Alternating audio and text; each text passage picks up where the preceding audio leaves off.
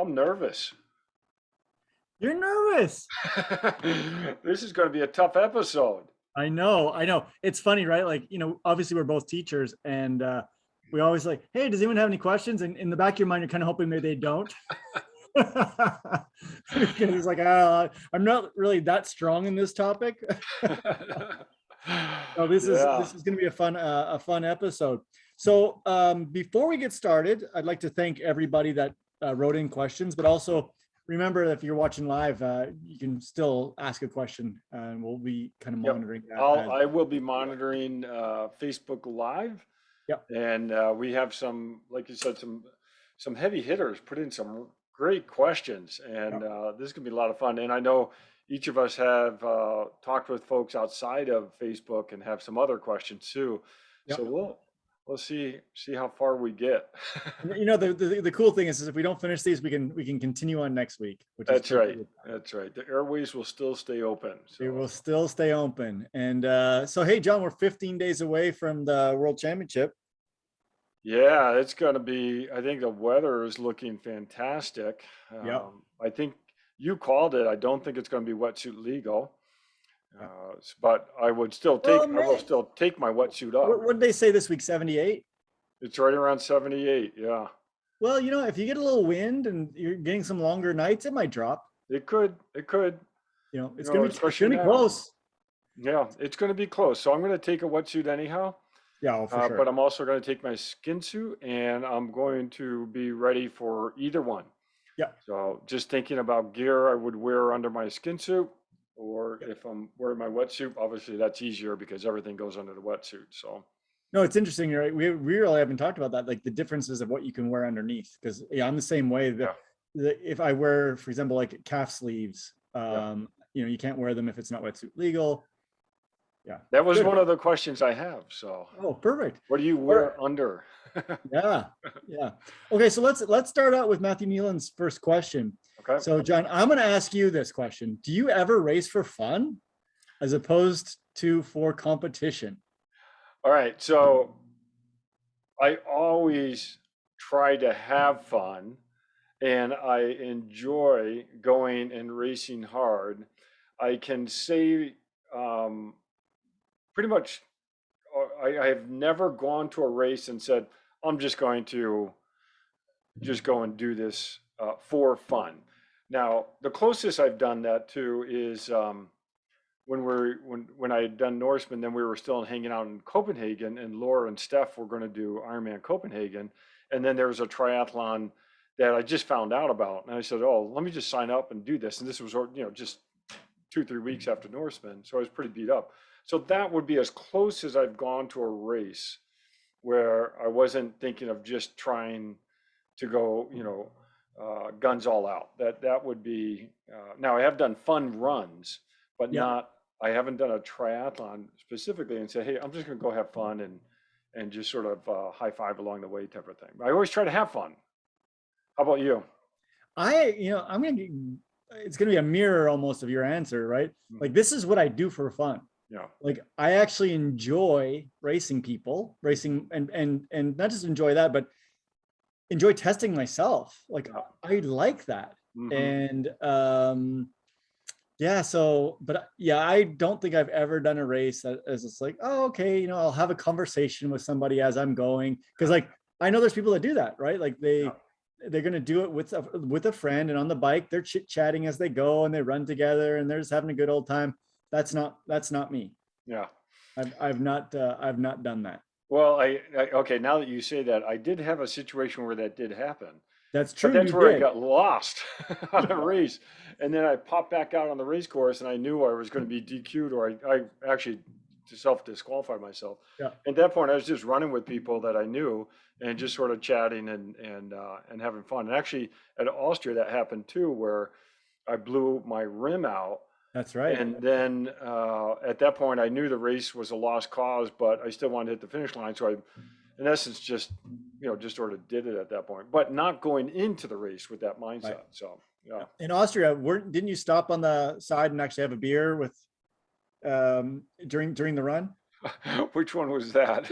In Austria, where everyone was sitting Oh around yeah. drinking beers on the patio, cheering. And I swear I saw you sitting there having a beer before you crossed the finish line. I faked drinking the beer if that was the case. No, the only time I did have alcohol during a race was New York City midnight run. And at the halfway point of the 5 mile run, which was in Central Park, that started at midnight, so it was the first race of the year. The halfway part was champagne, Oh, okay. All and right. it was no fun running after having champagne. So Okay. Good. That was a good question. I yeah. did actually really enjoy thinking about And that you know one. what? I think after I read that, I thought, you know what? I'm gonna have to do that someday, where I just go and just not not try, but just go and say, you know what? I'm gonna put a hat on and just go and just I don't I'm trying not to say just have fun because I always have fun, That's the but thing. Like I it's the have fun putting. doing this. Yeah, Like sometimes my face doesn't show it, yeah, right? But I am actually having fun. yeah. All So, right, good question. I love it. and then, That'll but then again, I've been into races where I did not have any fun. Oh yeah. That Like that has absolutely happened where this was like literally it was a battle the entire time and it wasn't yes, fun. But when yes. I signed up, the idea was to have fun. Okay, That's next good. question. Also from Matthew. Do you own both a tri bike and a road bike? And then it follows up with, is there any demonstrable benefit for triathletes who are trying to get faster in triathlon to getting time in on a road bike versus always being on their tri bike? Mhm, Well, I'll start with this one. Yes, I own both a road bike and a triathlon bike and a mountain bike. mhm. And I'm always looking for another bike, just in case. Yeah, And I know, John, you own both, correct? that's right. Yep. Yep. Yeah, and a mountain bike as well. And Yep. I don't have my unicycle anymore, but I did have a unicycle for a while, so And I have a dedicated trainer bike as well now. I do as well. Yeah. Yep. So the question is there demonstrable benefits? I don't know of any research. Mhm. Do you? Well, there's research on seat tube angle and Yep. how active muscles are, and that is one of the ideas behind a tri bike is that you are using your muscles a little differently, primarily because of the seat tube angle or how steep that tube that goes between your seat and your pedals is. And a tri bike that tends to be more steeper and it engages muscles a little bit differently than if the seat tube angle is a little bit more relaxed. Yep. And the advantage of using muscles differently on a tri bike is the idea is that you're able to run a little better off a tri bike versus a road bike. But also, John, I mean, the real thing is the aerodynamics, right? I mean, Yeah, yep, yep. I think that if the muscles were even, if that was even the same, that you'd run the same off of either, people would still ride in that more aerodynamic position. Yeah. Yeah. Yeah, So no, go ahead. and to your point, this is where, especially with people starting out, I do always encourage them to get a road bike Yeah. and then add on some type of clip-on bars in the front because that's a great way to start because you get a road bike, which is, we say it's more versatile. I think when I use that phrase, I mean you can you have a little bit more control in making turns than you would on a tri bike. A tri bike is not necessarily great if you've got a lot of sharp turns or you want to turn quickly to avoid something. That's really a road bike is much better suited for that. So for me, like I would prefer to commute on my road bike for Hmm. sure. And going up to Mount Charleston on big long climbs, I'm way more comfortable on my road bike. Hmm. I personally enjoy it more. Yep. And then let's speak specifically to the extremely impressive Taylor Knibb in the Collins Cup, riding a road bike Yeah. and put 15 minutes into Daniela Reef. Yeah. So, and she had clip-ons, short clip-ons too, just Hmm. her normal ITU clip-ons.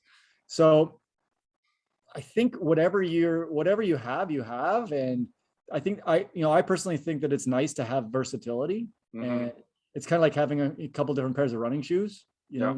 Like you said, utilizing different muscles and different firing patterns or neurologic patterns, I think is good. Um, but I don't, yeah, like as far as, I don't think there's been a study that said, hey, if a triathlete only rides a time trial bike, or if they rode 50-50, would there be an advantage?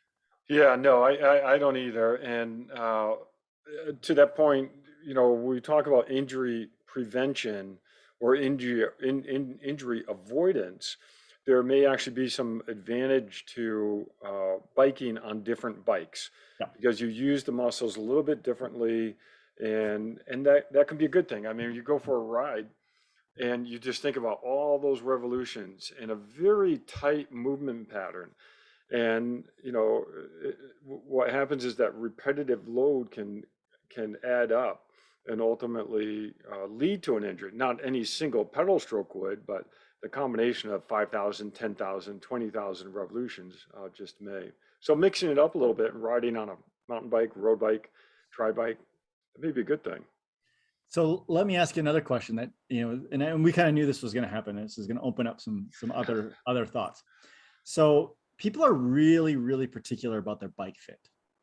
About their bike frame? Fit. Oh, yeah, fit, right. So do you think it would be a beneficial thing to every time you went out, change your bike fit? Or maybe every week, right? Up a little, forward a little, back a little, down a little, because that's ultimately what you're doing if you're switching between multiple bikes. So we talk about this in the research world. We talk about this, what we would phrase a river of variability, in that having some variability is good. Having too much variability is probably a bad thing, and having too little variability is again another bad thing. And that we call it a river of variability because it may not be a constant amount. It may meander as you go along over time, or your fitness level, or your expertise level, or coordination, any of that. So we don't. This is just a thought, a hypothesis. I don't know exactly what it is, but probably staying away from the extremes, too much or too little, is probably a good thing for injury avoidance. See, I agree with you on that. And so when I see like people talking about bike fit, if I can tell if it's 1 millimeter off, and it's no good if it's like this or this. I'm like, really? Like, I don't think it's necessarily a bad thing to have once again a little bit of variability. Well, we think about our shorts that we wear training and cycling. Yep. We typically have a bike short that has a pretty big pad, but then we go and race and we have a very thin pad for triathlon type of shorts. And so that right there is, speaks to your point that you are changing your fit simply by wearing different shorts. Yeah, no, you definitely are, right? Like you might lose a millimeter, but even when you have a compression, right? Mm-hmm. Yeah, I think it's an interesting topic for sure. So that's a good question. That would actually be a good master's thesis, is to look at some measurements with different thickness of short padding. I mean, that's just an easy way. Or you do, set you fix the bike stem so you can adjust it by, millimeters or, half centimeters. But, back in the day, there used to be a seat post. Actually, it was more of a seat rail. I think it was called the Power Glide. That while riding, you could adjust the fore aft of the saddle, and the idea being that if you're going uphill, you might want to put it in one position. If you're on the flats, you put it in another position. That happens in mountain biking with the up and down, the dropper post, right? That's right. So think about the mountain bikers; they're always changing up and down, a lot of variability. Yeah, and sometimes you want to get that seat out of the way. Well, that's why they drop it all the way down. Exactly. Right. Yeah, that's true. So this is a great question, and the one other thing that's different between tri bikes and road bikes is the front fork, and how steep that front fork is even. And again, what that influences is maneuverability of the bike, and you can if you're going to do a long distance ride, just sort of a country commute, you really want a bike that just tracks perfectly straight. and is really not, doesn't take a lot of effort to keep going straight. And that would yield one type of geometry. And then something like a criterium where you're doing lots of turns and trying to maneuver amongst the pack, you want a different type of geometry to be able to react quickly. And tri bike's going to be somewhere between those two. And so it is, you know, it is good to get on a tri bike and try it before you buy one. But I always say, for anyone starting out, start with a road bike and clip-ons. The other thing I would tell you is if you're going to go for a second bike, let's say you buy that road bike and then you buy the tri bike, don't sell the road bike. That's what I did. Like, oh, I'm not going to need this anymore. I got this awesome triathlon bike. And then probably like, I don't know, 6 months later, I'm like, oh, I really shouldn't have sold that road bike. Oh, right. You know, because then I was like, oh man, and then I went and bought another road bike because I was like, you know, the winter came and it was, oh, you know, I'd like to do some commuting or do some different things, and the road bike is better. Well, you know the equation for how many bikes you need, right? I do. Well, you could tell that, but you could tell the audience. So the equation is n+1. N+1. However many you got, you need one more. Yeah, that's right. So I'm always looking. I'm always looking for a bike. Yeah. Like, always on the hunt. It's been slim pickings during COVID, I tell you. It's yeah, it's been a little tougher. Yeah. Okay, so we had a question from my graduate student, or our graduate student, Bernice.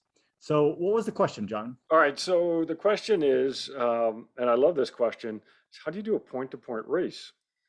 And I know that, you know, for seasoned athletes, it's probably not a big deal, but really it is. I mean, the first time that you do a point-to-point race, you really need to sort of pay attention to the logistics.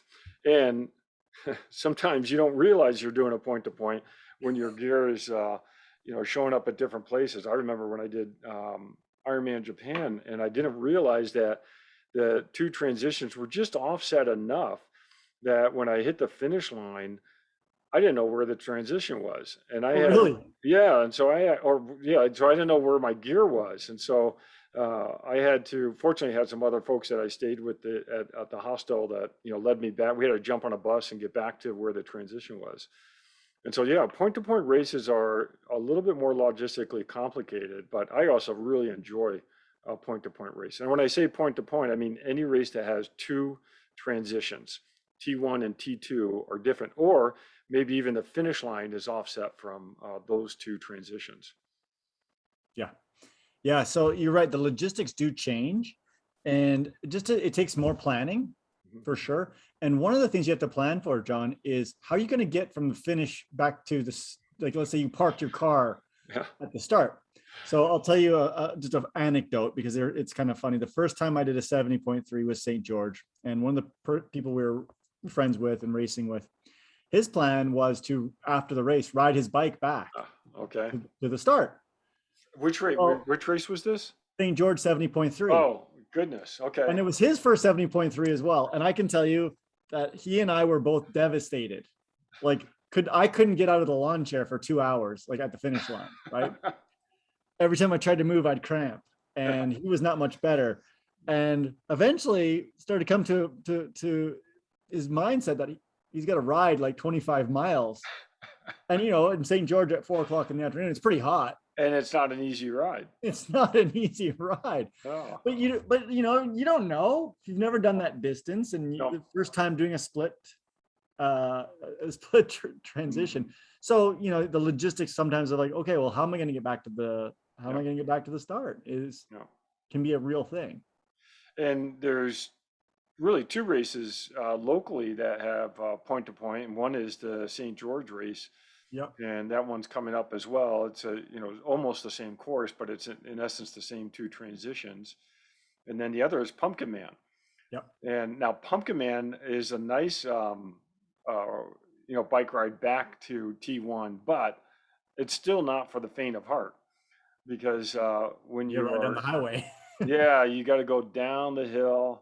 And that seems all fun, but then you do hit that flat area, and if you spent yourself pretty well on the bike, you're still sort of working a little bit hard to get back to T1 down at the lake.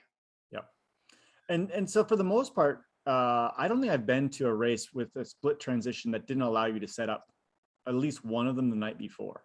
Yeah, right. So for Pumpkin Man, you can set your run up the night before That's right. and just put your shoes and everything what you're going to have to run with, and that definitely does help. Yep. And so you're spot on. I mean, and anytime you have these point to points, you've got to get at least one transition set up, either before the race starts, so you've got to get up even earlier. And Yep. and like you said, you can do Pumpkin Man you can set up T2 either the day before or the morning of the race. You just need to allow a lot more time to go and park, set up your T2, get back in the car, get down to T1. And I don't like doing that. I always like having my stuff out there the night before and setting up T2 and then just going racing and so then obviously for Pumpkin Man, you got to get back to T1 for your swim gear or they bring up a lot of the gear. They bring it up. Yeah. My issue's always been I got to go down and get my car. Your car, that's what it is. That's right. Right. But I know there's people that park at T2 and ride down in the morning to the start. So they just bring a bag and ride down, which is not a bad way to do it either. Yep. That's right. So BBSC, they do bring up all your T1 gear as long as you put it in your bag. Yeah. And then they have a pickup area at T2. But then you still got to figure out how to get back to your car at the start. Yeah. I think they have a shuttle. Yep. They have a shuttle as well. Yeah. Yep. All right. That was a good question. Okay. So next question. This honestly should be a whole podcast. So we'll write this down and put it as a whole podcast, but we'll give a quick answer now.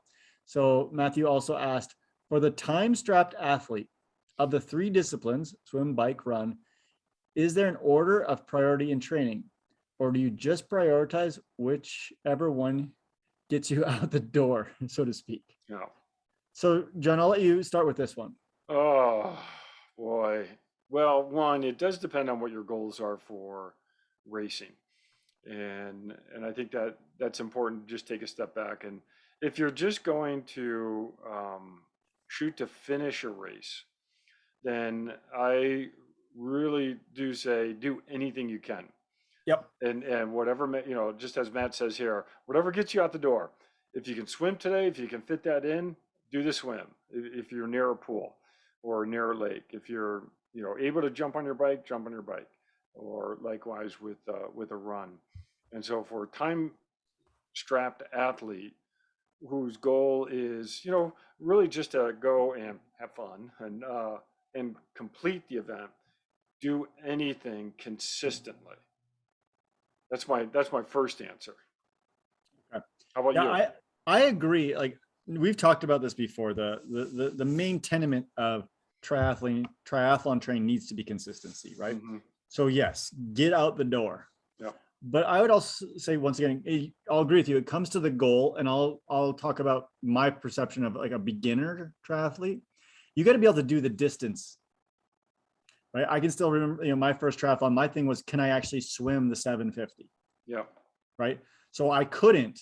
Maybe like 2 months before, I couldn't swim 750. Yep. So that became a priority for me because I literally could not do it.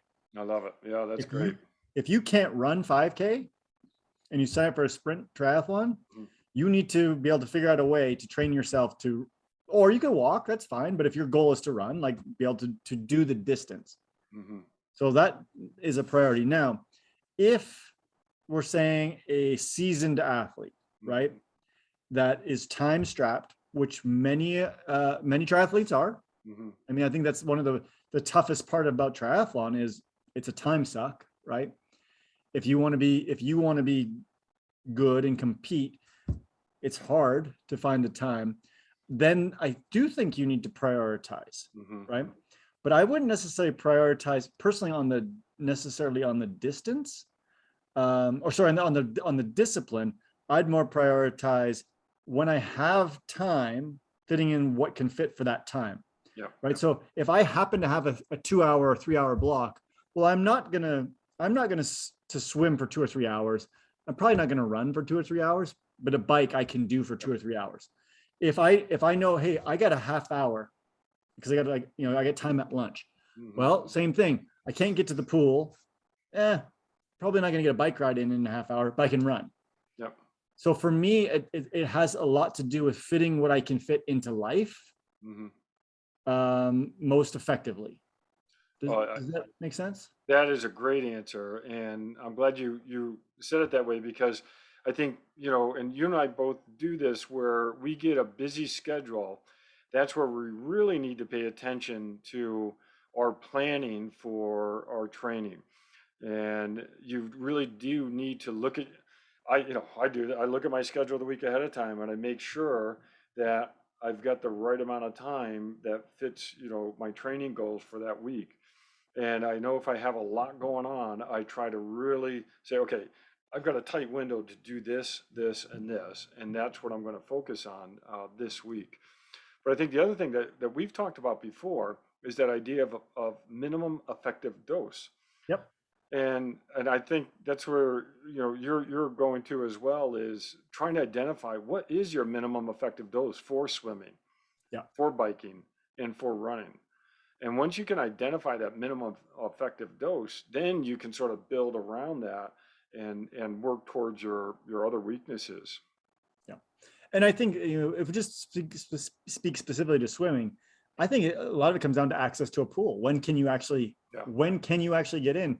Hmm. I'm going to get on a little pulpit here and pontificate, as it were, about the fact that city pools in Las Vegas are not open on Sundays.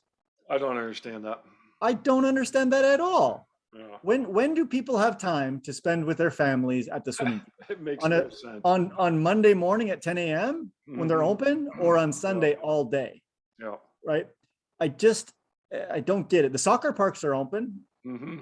right? The Yeah. baseball fields are open. They're all run by the city. Yeah. That one to me just drives me crazy, and it limits Yeah. like my ability to train, because Accessibility. Yeah. Sunday's a big day for me, right? Like I Mhm. know I don't have to work on Sunday. Yeah. Um, but I have to swim on Saturdays. That's when I have access to the pool. Yeah. So then that changes everything else around for And me. Saturdays abbreviated hours as well. Yeah, So. at some of the pools, you're right. Yeah. Hmm. So yeah, I think we need to start banging the drums at the city and the county to have the pools open on Sunday. Yeah. No, I like it. Yeah. We'll make that our initiative. Yeah. Okay, so I'm going to throw out one more category of time strap, like Yeah. especially if you're going to do an Ironman or even a 70.3, if you are ever in doubt in terms of where to spend your time, spend it on the bike. Yeah. That's number one.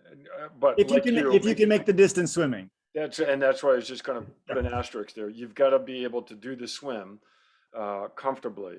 And then the other thing I often talk with people about, especially for the longer races, when your goal is to really complete versus trying to compete, go hiking and enjoy time hiking. And this is a way that you can hike with family or friends or spouse or what have you, boyfriend, girlfriend, and you can still get some really great fitness that will pay off for the run, but not having to feel like you're short changing your family because you're able to do some hiking with them and still get some training that way. Yeah, I'm going to add one other thing with the hike. If you want a little bit extra fitness for it, throw 4 or 5 water bottles in a backpack. Yeah, No, that's right. like seriously, Yeah. because you're being safe out in the desert as Yeah. well, but you'll get a little bit more of a workout. Mhm. Because sometimes for me, like, we'll go for like an hour hike. I'm like, oh, that was nice. And I don't really, I look at my heart rate and it was like 94. Yep, It yep. wasn't. So throw 4 or 5 water bottles in your bag, and next thing you know, your heart rate's 115. Yep. And it's easy to do. And yes, and then you have water too. Mhm.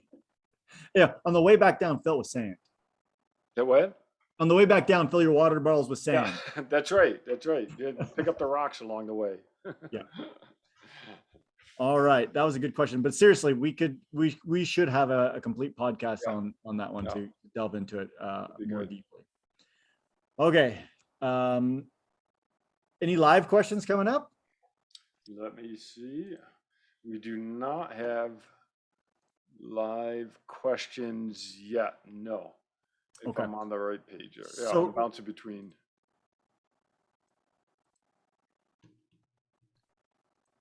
Nope. Okay. So Rick has the next question, and this is one that I really think we should do a whole podcast on. So let's go to Rick's second question. Okay. because Rick's first question is big, and it's having to do with basically setting up a training program, and it kind of goes to what Matt's question was as well. So let's come back to that one. But I like the next, not that I don't like that question, but Rick's second question says, personal evaluation. I've found different athletes evaluate themselves differently and think about different things during a race and post-race. How more accomplished athletes think might be helpful to improvement. Mm-hmm. I love this question. Yeah, because it's a good one.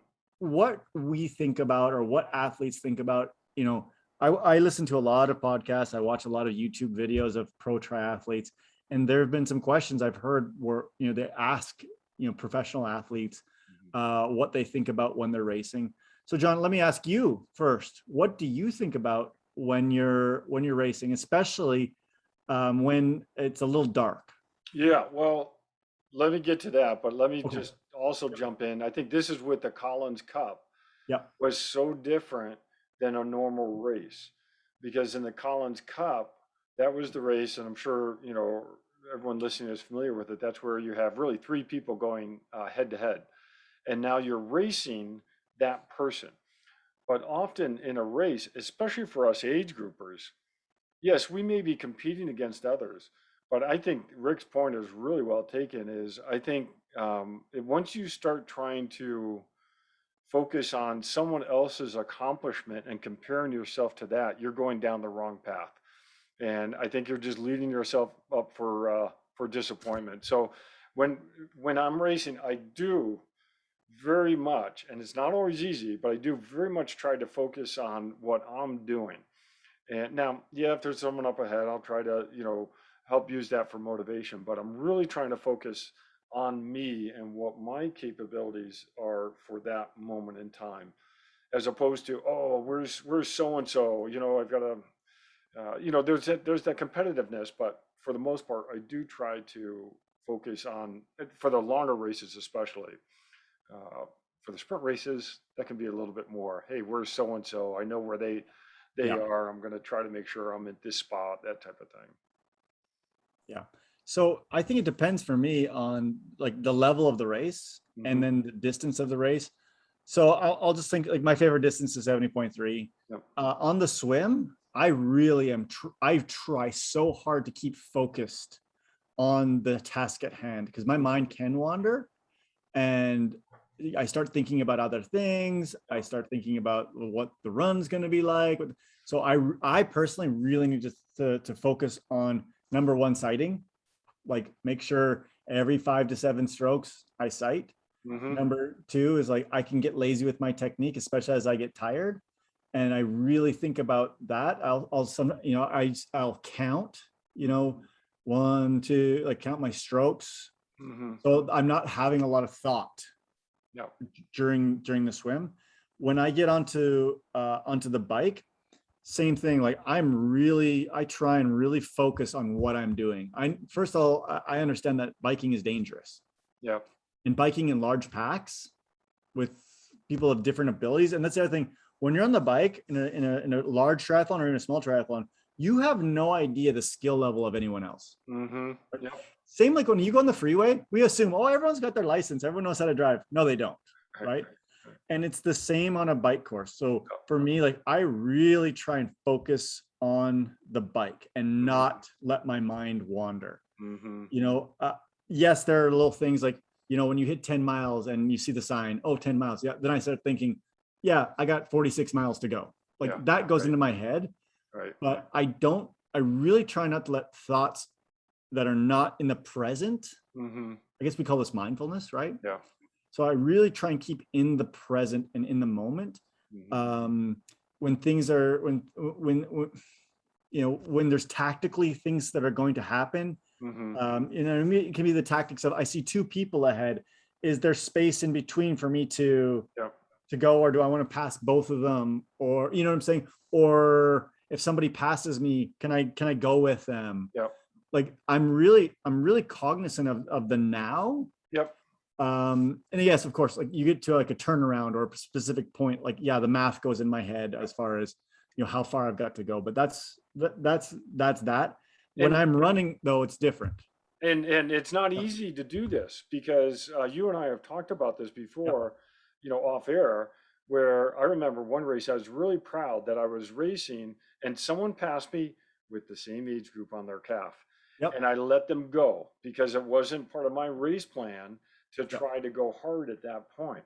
Right. And it's not easy to do that. And that's where I think it is really, you don't know that person's story. You don't know if they're going to abandon at, the You don't know, wrong. they could have a calf injury and are not going to run. Yeah, You don't know. that's right. Right. And so you really need to zero in on what you are doing Yeah. and do that. But the other part that I like about Rick's question is what you think about post race, Oh yeah. because um, I always think triathletes in particular are very overly critical of themselves after a race. And they're like, oh, well, if I only did transition faster, or if I didn't spend time in T1, if I did this or if I did that, oh, I would have gone this much faster. Instead of really taking a step back and realize you just did a triathlon, whatever distance it is.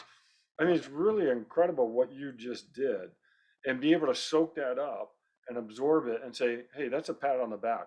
Yeah, all right, now let's move the goal and do something different. But I think far too often we don't give ourselves enough credit when we cross that finish line. Yeah. Yeah, it's true. Back to the run though, for me. Mm-hmm. This is where I start lying to myself. Oh. Because now there's no tactics. Yeah. Right. And for me, running, there's very little thought into running form. Mm-hmm. I just run. Yep. Like I don't really think much about it when I'm in a race. Like, yeah, when I'm training, there's some drills I do. And Mm-hmm. when I'm in a race, I literally am not thinking like that. I'm thinking, okay, you're at mile 1. You got 12 more miles to go. Yep. You're at, and the fun thing is my watch is in kilometers and most of the run things are in miles. So then I do math. Like, okay, I'm at mile 8. Okay, that means I got 5 miles to go. 5 miles is 8K. I run this fast at this pace, this, and like I start doing all these things to literally take my mind off of the fact that I'm tired, my legs are sore, I'm fatigued, and I literally lie to myself. And Mm-hmm. sometimes I even have conversations with myself, I don't even like, just motivational, like trying to motivate myself. Hey, you've been here before, you've done this before, you can do this. My biggest lie, I think I've shared this on the podcast, and if I keep telling this to other people, it's probably not going to come true anymore. But I lie to myself and I say, when you finish, you're going to give yourself a week off. Yeah. That's the biggest lie. And my body or my mind is, I'm a sucker for it every single time. Yeah. Right. And then if you go back to the Jens Voigt, like just shut up legs, right? Like telling your body that, and I do this too, like I'm in control. Mm-hmm. Like legs, you're not in control. I'm in control. And I'm saying we're going to keep going.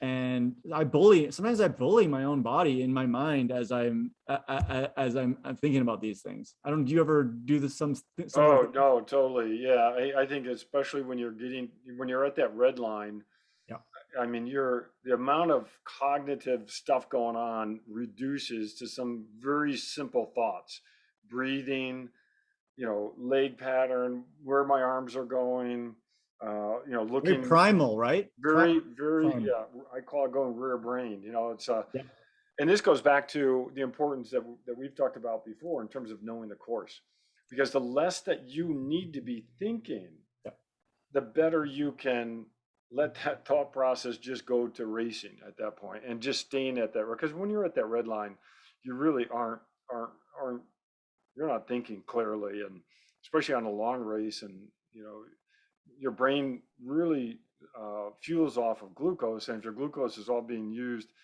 by muscles, you're just not thinking clearly. So it's hard to make good decisions at that point. Yeah, and you're right about the knowing the course, because you're right. That's one less thing your brain has to process, right? Because your brain's going to start to process, oh, am I going to go up that hill over there, or am I going to turn left? I can't remember.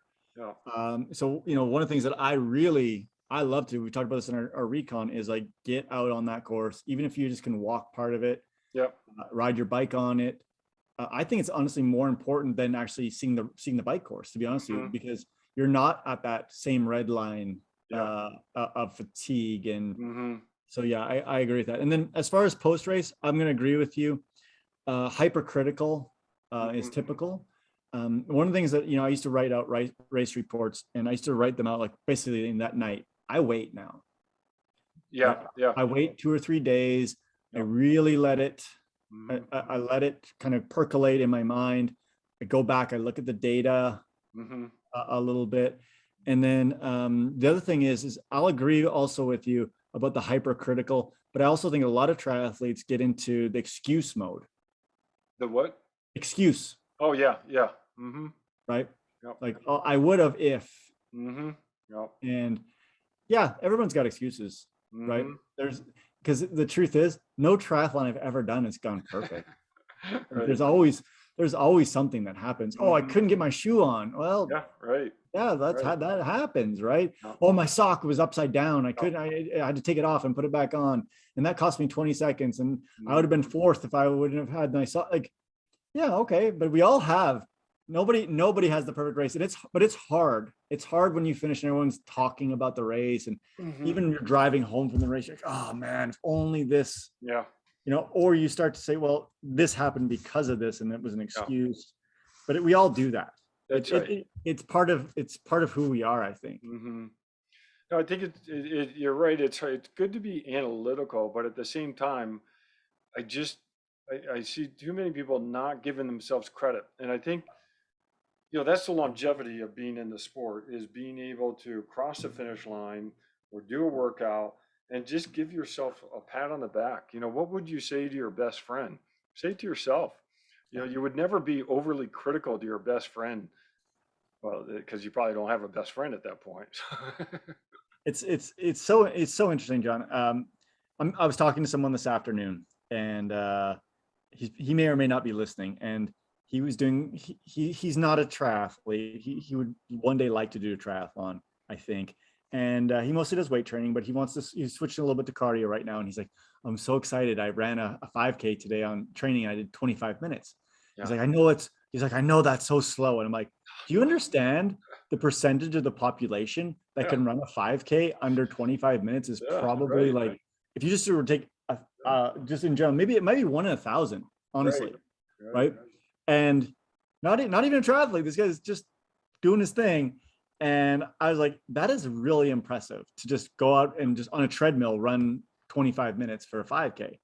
And I think that sometimes we lose sight of that in triathlon, is like we are doing something that's so hard. We talked about this a few weeks ago, about our first triathlon experiences and just finishing like our first triathlon, and how momentous that is, and how at the time that's like the biggest, one of the biggest physical things you've ever done is finish a sprint triathlon.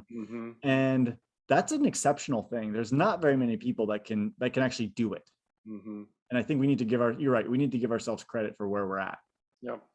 And I think what people are afraid of by giving themselves credit is that they're going to be satisfied and then not want to continue to try to improve. But that's not the case. I mean, you give yourself credit and then turn around and say, okay, well, now let me move the goalposts a little bit, and let me try to reach this goal. But really, it is important to take a moment and celebrate those accomplishments. Perfect. So that's a great question. All right, I've got a live stream question here. Okay, go ahead. Now let's do that one, and then we'll answer Bob's next one. Okay. Should you test nutrition as close as you can get to race conditions? This is from Matt. How many times should you test it prior to an event? Oh, this is not my strength. Okay, I'll tackle this one. I think, in my opinion, as many times as you possibly can. Yep, that's right. Like, John, I know your answer is gels are too expensive, and I don't want to, because we talked about this yesterday. I know. We were just talking about this. Exactly. But, for example, for me, one of the things that I have done, I've got I bought a case of Gatorade endurance Yeah. powder, right? Like Mhm. 6 of those huge tubs, Right. because I know that's what's on the course Mhm. at the races, at the halves and the fulls. And so am I testing my nutrition every time I ride with Gatorade Endurance? Maybe a little bit, Yep. right? But my mouth is used to it. It's Mhm. palatable. It works in my Yep. gastrointestinal system. So there is that. Now back to like, am I getting 60 grams per hour? Mhm. Yep. Maybe, maybe not. Should I, would it behoove me to do that? Absolutely, it would. Mhm. Right. And we talked a little bit about this training your gut, and to be, the ability to actually bring in more calories. Mhm. The other thing I would say is that it really does matter if you have gastrointestinal issues, Mhm. right? Mhm. Some people, honestly, they're rock solid. They could have anything. It doesn't cause them any problems. Probably less important than if somebody has gastrointestinal issues. And so Mhm. speaking as somebody that's had gastrointestinal issues, I'll leave it to you. Yep. So, the age-old advice is you should know what your nutrition plan is well before your race. And practice, practice, practice. So you're spot on. Yes, we were just talking about this independent of this question.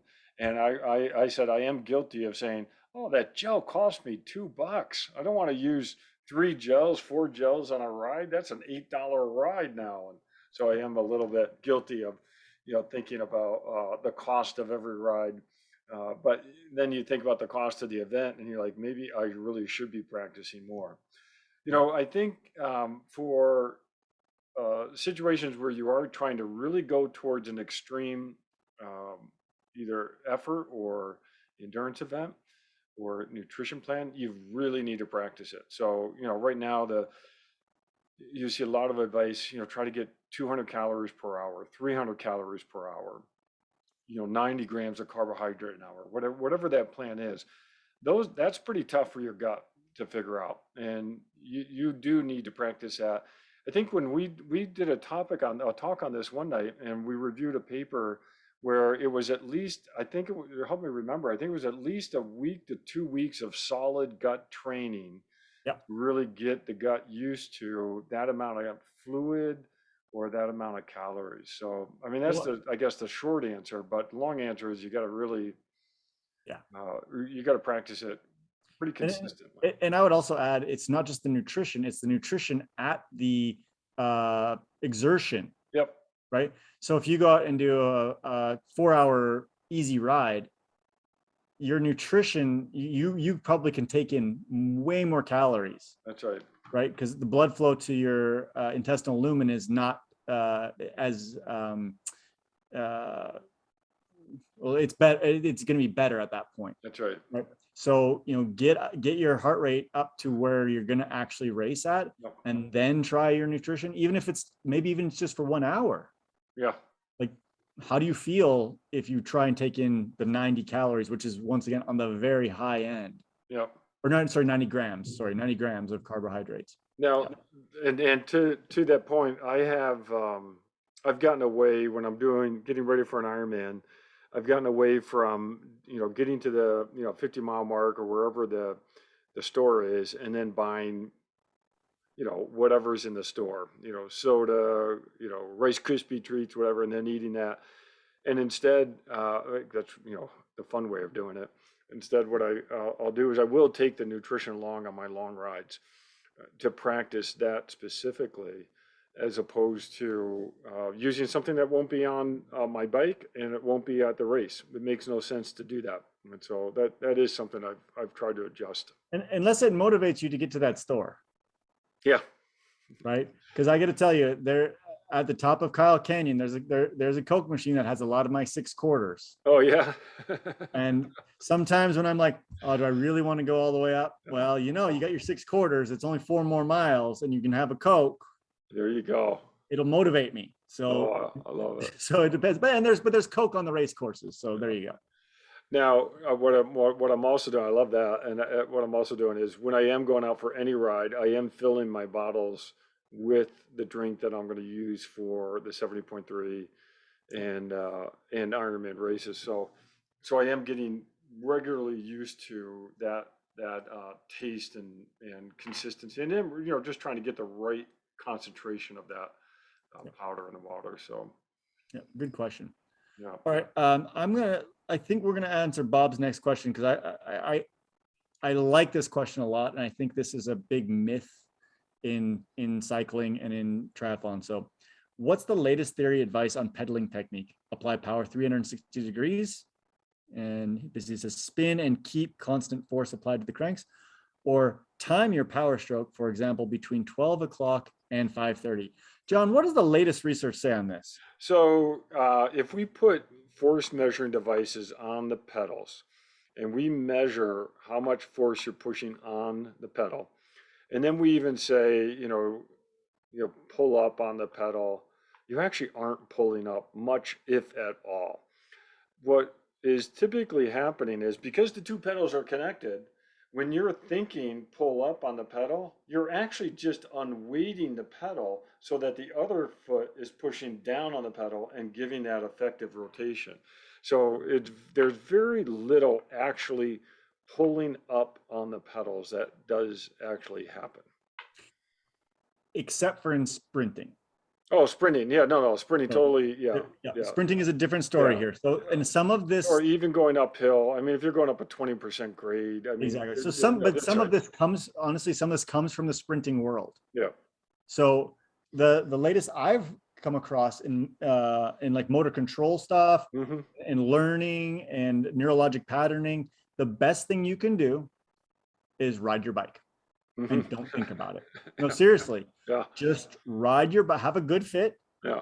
and ride your bike. Yeah. Like you should not be even thinking about this. Just think how much, if I want to go hard, push the pedals harder. Mm-hmm. And really don't think about this at all. It's interesting. We have an innate ability to ride a bike, Mm-hmm. right? Like you can take somebody that is not a biker, like just any athlete, let's say athlete to start off with. And they're not going to ride very well the first one or two times. But when we look at them maybe a week or two later, they've got a decent pedaling stroke. Yeah. And there also is a lot of evidence that you become more efficient and a better peddler based purely off of volume. Mm-hmm. Mm-hmm. The more you do, the more efficient you become. It's same with running. I mean, the more you do, the more efficient runner you become. And I don't know, John, what you're reading and what you're seeing, but that's what I'm seeing is. And I used to think, oh, I need to unweight the pedals. I need to scrape the bottom. Nope, just ride. We've got an internationally renowned faculty member in our department that does research on this concept specifically, Dr. Gabby Wolf. She's done a lot of research on what you are paying attention to, in essence, during movement will influence how well you do that movement. And what she's been able to identify is that the more you think internally, oh, my ankle needs to be doing this, my knee needs to be doing this, my foot needs to be doing that, the less efficient you are. You need to have more external focus. So you're spot on. I mean, you focus on just biking, or you're doing yourself the best you can to have the best technique, as opposed to thinking specifically about foot movement or pushing on the pedal. You will naturally figure it out. Yeah. But it takes time. It's not something that you don't become an efficient cyclist, just by, once a week jumping on the bike and for, a half hour spin. Like the more you do, the better and more efficient cyclist you'll become. Yeah. And I think honestly, John, the running is very, very similar. As long as you're not making egregious errors in your mechanics, you become a more efficient runner when you don't think about it and you just run. Yeah. And the one, an egregious runner, or if you have a running related injury that we can track back to something mechanically, maybe we could make some slight adjustments, but they're slight. Yep. Yeah. That's great. And great question. Yeah. So should we tackle one more? Cause we're at 6:58. Do we have any more live? Not live, but I got some outside of live in this. Let me do a couple of simple ones because there's really no bad question. Nope. And so actually, I had someone ask me, "Do you need to swim front crawl during the swim segment?" You don't need to. You don't need to. That's right. And a lot of times we don't think about that type of question. And someone thinks that they have to do front crawl. No, you can do backstroke, you can do side stroke, you can do dog paddle, you can do breaststroke. You can wear a snorkel, You can wear a snorkel now. That's right. except for in the World Championship. Oh, really? Okay, good. And you cannot qualify for a World Championship in Ironman racing if you wear a snorkel. Yep. But yes, you can. It's one of my pet peeves, actually. I'm swimming along on someone's feet, and all of a sudden they start doing breaststroke. I'm like, whoa, like kick me in the face. But yeah, you can do whatever you're best at. I actually saw a lady one time. She was doing butterfly and just passed me like I was standing still. Yeah. But I assume maybe she's probably collegiate butterfly or something like that. And that was like her fastest thing. Like, Yeah. I don't know. So yeah, you can do anything. That's good. I had another swim question on, do you use the same goggles for swimming in the pool versus open water? Yeah, I don't. Well, so it depends. It depends. It depends on the tint for me, right? Like we've talked a little bit about this. You know, knowing what it's going to look like in the morning, where the sun is it going to be sunny? Is it going to be cloudy? I mean, we've both raced in California and different places where you wake up and it's fogged in. Yeah. Right. Yep. And so you need a clear or maybe an orange tint. Whereas when I swim in the pool now, I swim in form goggles. And so that's just, it is what it is. But a little pro tip for people, if you have issues falling asleep after a night swim, which I sometimes do, I wore orange goggles so I would block the blue light. Oh, nice. Okay. Yeah. So getting a little sleep research into that. Yeah. But then, then I started with swimming form goggles and I don't have that option anymore. So now I just have to hit myself in the head with a hammer to go to sleep. Oh, I love it. Yeah, that's a great way of looking at it. So for swim pool, I wear the least expensive goggle. Boy, I'm really tight with my money here. They have like Black Friday, right? And you can get like you can buy all your goggles for the year. Yeah, like great. Half price. That's right. And I'll buy, the $5 goggles, mostly the Swedes are between $5 and $10 now. And those are the least expensive ones I can find. And they're really comfortable at the same time, but I don't use them for racing. For racing, I have race goggles, and I like an open water goggle that has a little bigger goggle and a little bigger seal. And I just find that a little bit more comfortable for long swims, and you just see a little bit better than you can out of a goggle that's designed just to see a black line on the bottom of the pool. So yep. And then we talked about it before, for big races, even though John is a little bit frugal, new goggles. That's right. For a big race. Yep. No fogging. You want to have anti-fog as best you can for race day. Yep. All right. Well, that's 7:01. Should we call it? Yeah, boy, that was good. We covered a lot of ground on this one. Yeah, that was really good. Thank you all once again for those questions. It was really good. We have a few more still to answer, and that one question from Rick in particular, that is going to be a whole episode. I love it. We're going to attack. So thank you all very much.